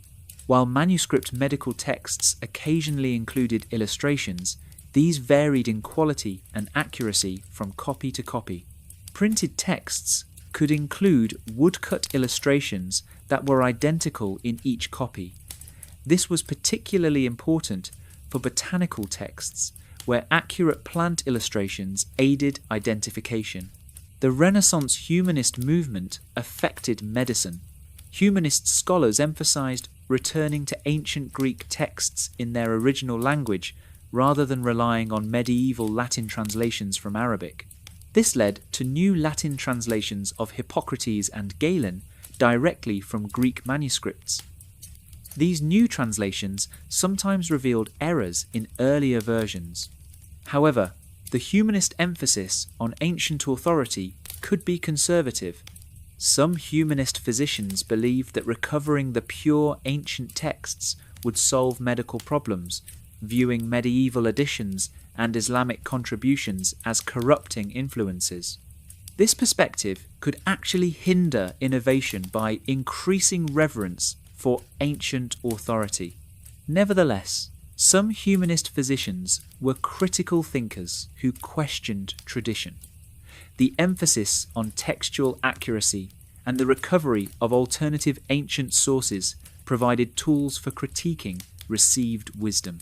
These critical approaches would contribute to eventual challenges to Galenic medicine. Universities remained central to medical education, but alternatives emerged. Some physicians supplemented university education with additional practical training. The value of experience and observation began to be more explicitly recognized. Physicians who had travelled and observed medicine in different regions could gain knowledge unavailable from books alone. Alchemy's relationship with medicine deepened in the late medieval period. Alchemical ideas about transforming substances influenced pharmaceutical thinking. Some physicians explored alchemical medicines, particularly preparations involving metals and minerals. Iatrochemistry, the application of chemical knowledge to medicine, would become important in the 16th century. The status of surgery gradually improved, particularly in Italy and France.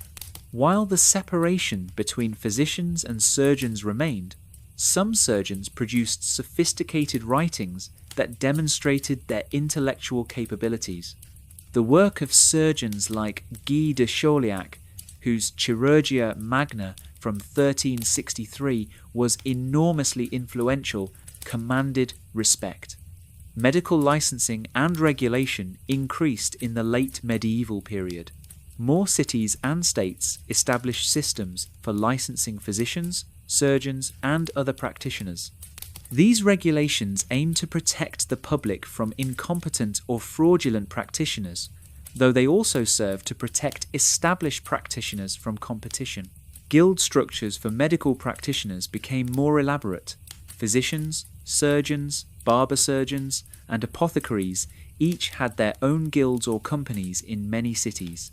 These guilds set standards for training, controlled entry into the profession, and regulated practice.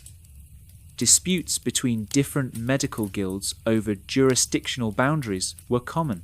Women's roles in medicine faced increasing restriction in some areas during the late medieval period. As medical practice became more professionalized and regulated, women were often excluded from formal medical education and licensing. However, women continued to practice as midwives, healers, and informal medical providers. The witch hunts that would intensify in the early modern period had late medieval origins. Some women healers were accused of witchcraft, particularly if they used practices that seemed magical or if their treatments failed with fatal results. However, the peak of witch trials would come after the medieval period. Medical ethics continued to be addressed in medical writings. The Hippocratic tradition of ethical practice remained influential. Medical writings discussed physicians' responsibilities to patients, the importance of maintaining confidentiality, and the need to avoid harm. However, actual practice sometimes fell short of these ideals. The commercialization of medicine increased. While charitable care remained important, medicine was also a business. Physicians, surgeons, and apothecaries charged fees for their services. Disputes over payment were common. Some practitioners were accused of putting profit ahead of patients' welfare. Medical consilia, written consultations, became an important form of medical practice for elite physicians. A wealthy patient might send a description of symptoms to a famous physician who would write a detailed consultation letter recommending treatment. These consultations were sometimes shared or published, spreading medical knowledge and enhancing the consulting physician's reputation. The late medieval period saw both consolidation of medieval medical traditions and the emergence of factors that would lead to change. The fundamental frameworks of humoral theory, astrological influence, and reliance on ancient authorities remained dominant. However, increased anatomical study, printing technology, critical scholarship, and the impact of plague created conditions for eventual transformation. Part 18. The legacy and impact of medieval medicine. Medieval medicine played a crucial role in preserving and transmitting ancient medical knowledge. Without the efforts of Byzantine and Islamic scholars to preserve, translate, and comment on ancient Greek and Roman medical texts, much of this knowledge might have been lost. The medieval period served as a bridge between ancient medicine and the revolutionary changes that would come in the 16th century and beyond. The institutional structures developed during the medieval period had lasting importance. Universities became established centres for medical education, a function they continue to serve today. The model of formal medical education requiring years of study, completion of a curriculum, and licensing became standard, though the content of that education would change dramatically over time. Hospitals as institutions for caring for the sick have medieval origins. While the medieval hospital's charitable and religious character differed from modern hospitals' focus on cure, the basic concept of an institution providing organised care for the sick was established during this period. The gradual evolution of hospitals from charitable institutions to medical institutions began in the medieval period. Professional organisation of medical practitioners has medieval roots.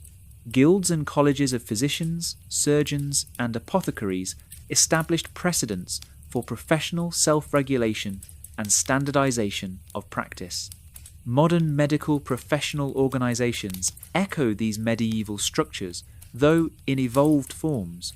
Public health infrastructure and the concept of government responsibility for public health emerged during the medieval period, particularly in response to plague. Quarantine, health regulations, sanitation ordinances, and health boards had medieval precedents. These institutional responses to epidemic disease established patterns that would develop further in subsequent centuries.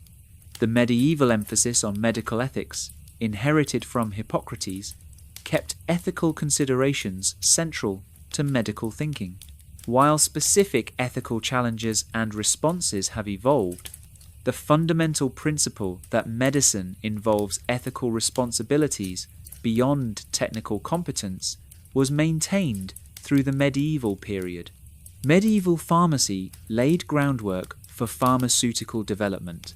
The careful preparation of medicines, the documentation of recipes in pharmacopoeias, and the professionalization of pharmacy had medieval origins. Some medieval herbal remedies were based on genuine pharmacological properties and influenced later pharmaceutical development. In terms of actual medical knowledge and practice, the medieval legacy is more mixed.